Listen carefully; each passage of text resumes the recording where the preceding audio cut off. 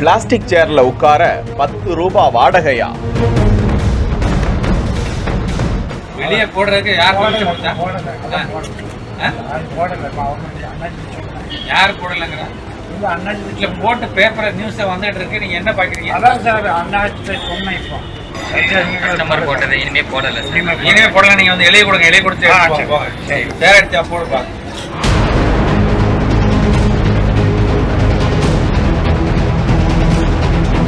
பேருந்து நிறுத்தமும் இல்ல, கர்ப்பிணிகள் முதியோர்கள் அமர இருக்கைகளும் இல்ல. மக்களின் கஷ்டத்தை காசாக்கி வரும் தனியார்.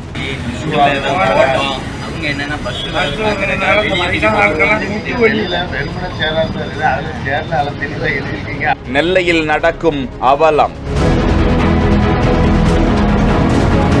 நெல்லை மாவட்டம் பரபரப்பாக காணப்படும் மாவட்டம். கன்னியாகுமரி, தூத்துக்குடி, சங்கரன்கோவில், தென்காசி உள்ளிட்ட சுற்றியுள்ள மாவட்டங்களுக்கு மையமான மாவட்டமாக திகழ்வதால் ஏராளமான பொதுமக்கள் அங்கு வந்து செல்வது உண்டு. வணிக நிறுவனங்கள், தொழிற்சாலைகள் ஏராளமாக உள்ளதால் ஏராளமான தொழிலாளர்களும் தினமும் பேருந்து பயணத்தை நம்பி வாழ்கிறார்கள். இந்த நிலையில் புதிய பேருந்து நிலையத்தில் இருந்து தச்சநல்லூர் வரை சாலை விரிவாக்க பணி நடைபெற்றதால் நெல்லை வண்ணாரப்பேட்டை 4 வழி சாலை பகுதியில் உள்ள பொதுமக்கள் தங்கும் நிழற்குடை அப்புறப்படுத்தப்பட்டன.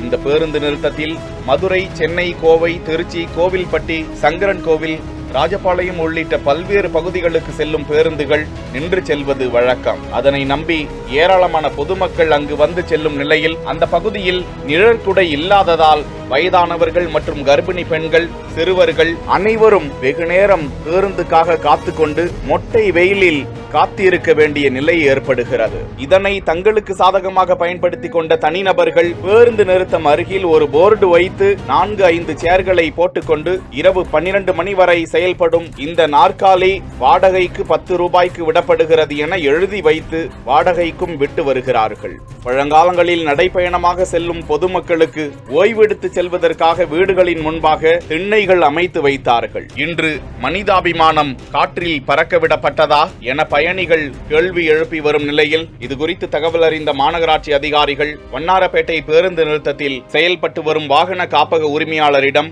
நேரடியாக சென்று ஆய்வு செய்து எச்சரித்தனர். 11 பிளாஸ்டிக் சேர்களையும் பறிமுதல் செய்து அந்த நபரிடம் இனி இவ்வாறு கட்டணம் வசூல் செய்யக்கூடாது என எச்சரித்து சென்றிருக்கிறார்கள்.